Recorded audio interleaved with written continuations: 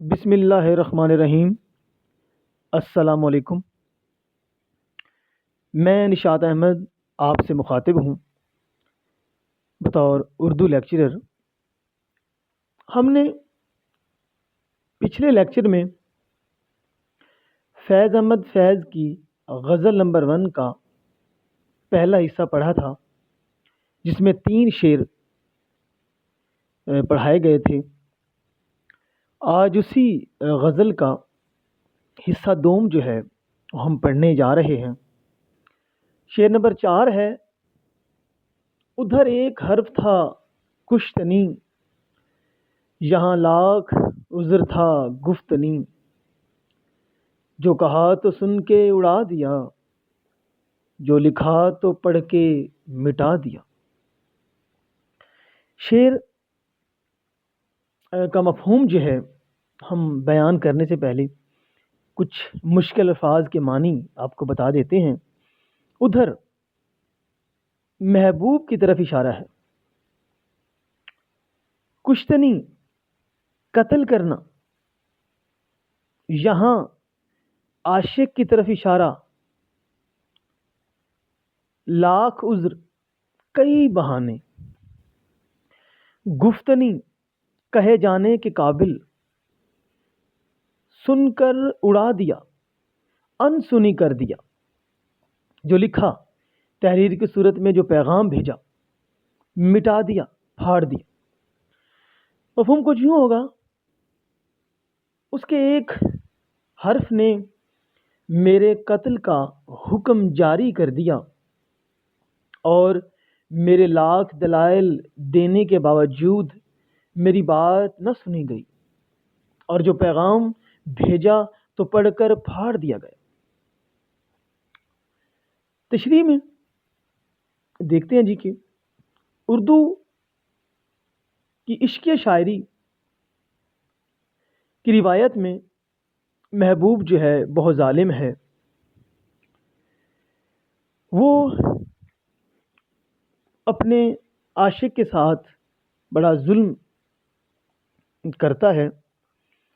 اس کو ظالم جابر دکھایا جاتا ہے، اور عاشق اس کے سامنے بے بس ہے، مجبور ہے۔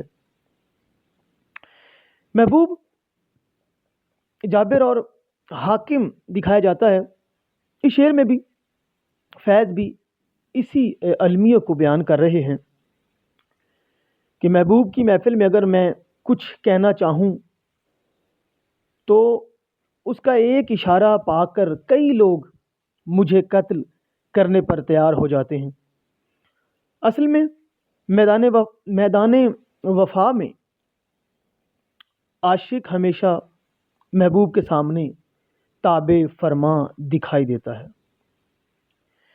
شاعر کہتے ہیں کہ اگر ہم حوصلہ اور ہمت کر کے اپنے حق کی بات محبوب کے گوش گزار کر بھی ڈالیں تو محبوب کی زبان سے ہمارے لیے ایک حرف کافی ہوتا ہے۔ محبوب سے پیار کرنے والے دیگر افراد ہماری جان لینے کے لیے تیار ہو جاتے ہیں۔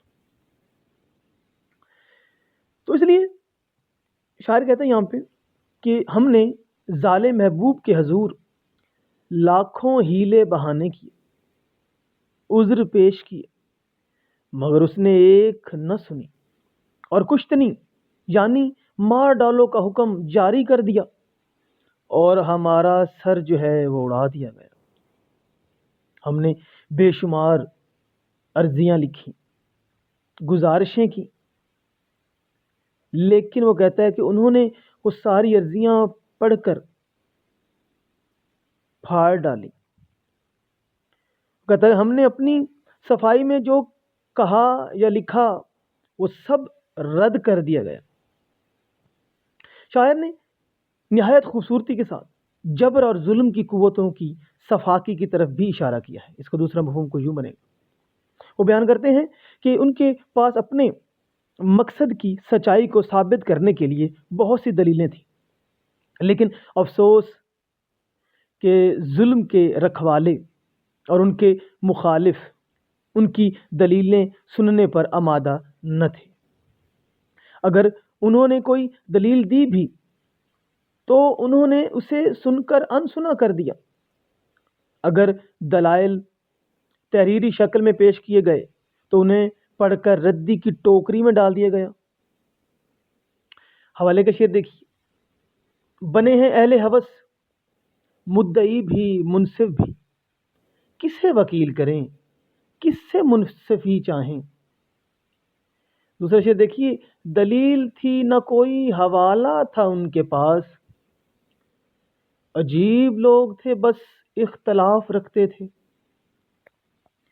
شعر نمبر 5 جو اس غزل کا آخری شعر ہے، وہ دیکھتے ہیں جی کہ جو رکے تو کوہے گراں تھے ہم، جو چلے تو جہاں سے گزر گئے، رہے یار ہم نے قدم قدم تجھے یادگار بنا دیا۔ یہاں پر کچھ مشکل الفاظ آئے ہیں، ان کو دیکھ لیتے ہیں۔ جو رکے، اگر ٹھہرے، کوہے گراں بھاری پہاڑ جسے ہلانا ناممکن ہو، جو چلے اگر کچھ کرنے پہ آ جائیں، جان سے گزرنا، اپنی جان قربان کر دینا، رہے یار محبوب کی گلی، ہم نے مطلب عاشقوں نے قدم قدم جگہ جگہ یادگار، یاد رکھنے کے قابل، ناقابل فراموش۔ مفہوم دیکھیے گا کہ کہتا ہے کہ رہے عشق میں جو ہم ڈٹ گئے تو پہاڑ بن گئے، اور چلے تو جان تک دے دی، اور راہ محبوب کو قدم قدم پر یادگار بناتے چلے گئے۔ ہم اس کی تشریح کی طرف آتے ہیں کہ یہ جو شعر ہے، تشریح طلب شعر جو ہے، یہ اردو ادب میں آفاقی شہرت رکھتا ہے۔ غزل کے آخری شعر میں چونکہ شاعر نے اپنا تخلص استعمال نہیں کیا، وہ اپنے عزم اور قوت، جو اس کا ارادہ ہے قوت کا، وہ بیان کر رہے ہیں۔ تو کہتے ہیں کہ نظر آنے میں ہم عام انسانوں جیسے ہیں، لیکن ہمارا عزم اور حوصلہ تمام انسانوں سے ہٹ کر ہے۔ اگر ہم کسی کام کو کرنے کا عزم کر لیتے ہیں تو پھر اس کو سر انجام دینے کے بعد پہاڑ کی مانند ڈٹ جاتے ہیں۔ جب تک مقصد حاصل نہیں ہوتا، ہماری کوششیں جاری رہتی ہیں، ہم مقصد کے حصول کے لیے اپنے قدموں کو تھکنے نہیں دیتے۔ مصرع اولیٰ میں شاعر کہتے ہیں کہ ہمارا عزم بھی بے مثال ہے، اور کسی کی خاطر جان سے گزرنا بھی ہمارا خاص طور امتیاز ہے۔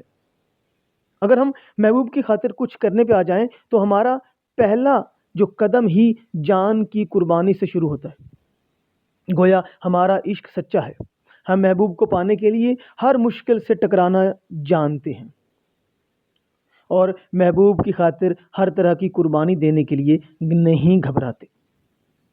دوسرے مصرعے میں شاعر کہتے ہیں، اے محبوب ہم تیری گلی میں اس قدر آئے کہ آج یہ گلی کوچہ محبوب کے نام سے مشہور ہے۔ ہماری قربانیوں نے تمہاری گلی کو یادگار بنا دیا۔ کسی بھی چیز کو یادگار اس کے پیچھے قربانیاں بناتی ہیں۔ تو شاعر بھی اپنے محبوب کو احساس دلا رہے ہیں کہ اگر ہم تیری گلی میں باقاعدگی کے ساتھ، تیرے کوچے میں اس کا طواف نہ کرتے تو یہ اتنی شہرت اور مقبولیت جو ہے وہ اسے نصیب نہ ہوتی۔